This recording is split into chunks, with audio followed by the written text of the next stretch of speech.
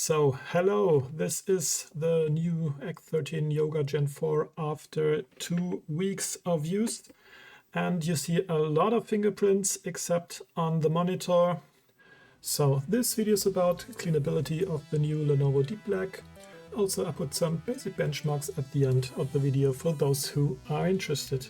For comparison, the X13 Gen 2 non-yoga version in a more grayish black. And for cleaning, I used a combination of 4 different cleaners: water, a generic surface cleaner, ethanol, and isopropyl. And this is the result. The grayish really black looks almost like new, while the deep black is still covered in fingerprints. And for those of you who are interested in the new Yoga Gen 4, maybe wait for the upcoming Storm Grey version, which is hopefully less prone to fingerprints. Don't forget to like. Bye!